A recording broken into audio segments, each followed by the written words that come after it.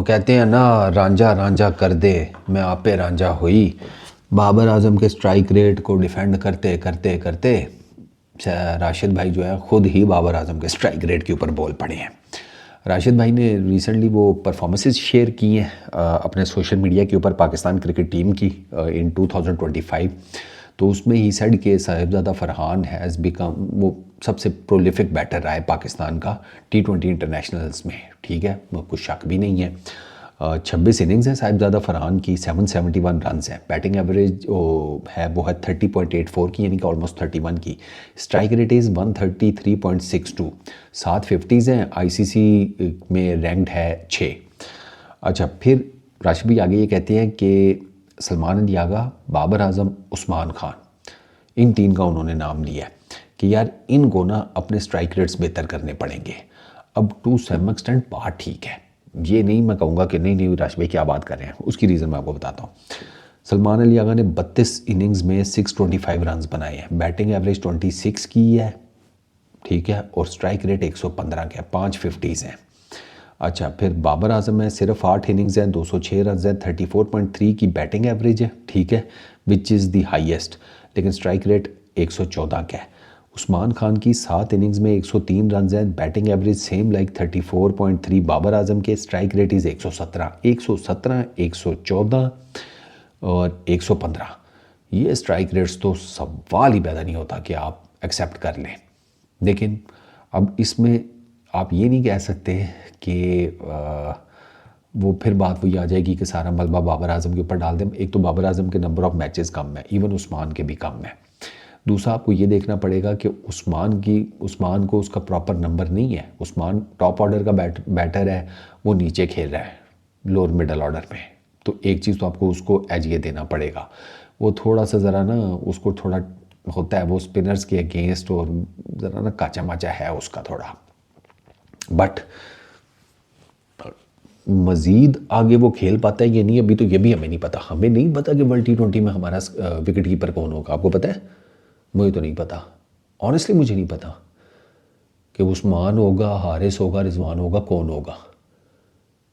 क्योंकि उस्मान खान की भी ये जैसे मैंने को बताया बहुत आउटस्टैंडिंग परफॉर्मेंसेस तो हैं, कोई नहीं 117 के स्ट्राइक रेट पे इन्होंने क्वेश्चन मार्क लगा देने हैं। बाबर आजम की 8 इनिंग्स हैं, प्लस बाबर आजम का थोड़ा सा फॉर्म का भी इशू चल रहा है। फॉर्म इन अ वे वो जो माइंडसेट में ब्लॉकेज आया हुआ है वो। अच्छा, अब आगा सलमान, उसको आप कैसे साइड पे करेंगे, वो आपका कप्तान है। तो राशिद भाई की बात I would agree with him कि यार इन तीनों को अपना स्ट्राइक रेट बेहतर करना पड़ेगा। लेकिन अब ऑब्वियस सी बात है कि ईयर तो एंड हो गया है।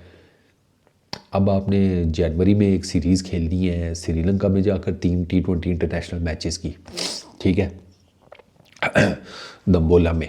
और उसके बाद जनवरी के एंड के ऊपर आपकी ऑस्ट्रेलिया के अगेंस्ट T20 सीरीज़ है।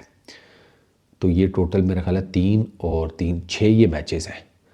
इन 6 मैचेस में आपको काफ़ी चीज़ें क्लियर हो जाएंगी कि वर्ल्ड T20 में आपका क्या हिसाब किताब बनता है। टीम अब आप ये एट द लास्ट मोमेंट कोई मेजर चेंजेस अफोर्ड नहीं कर सकते, और आपको करनी भी नहीं चाहिए।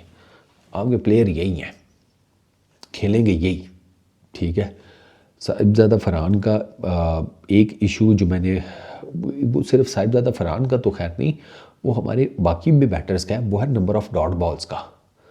हमारे नंबर ऑफ़ डॉट बॉल्स बहुत खेलते हैं, और मिडल ओवर्स में तो हम बिल्कुल स्टक कर जाते हैं, क्योंकि हम ना स्पिनर्स के अगेंस्ट हमारा बैटिंग यूनिट हैंडी साबित नहीं होता। हमारा ये बहुत बड़ा प्रॉब्लम है। साहिबजादा फरहान हमें पावर प्ले ठीक लगा जाता है, लेकिन पावर प्ले के बाद जब खुलती है ना फील्डिंग, तो उसके बाद अक्सर बेशतर वो आउट हो जाता है। उसका ये प्रॉब्लम है, या उसकी वहाँ पर डॉट बॉल्स आना शुरू हो जाती हैं।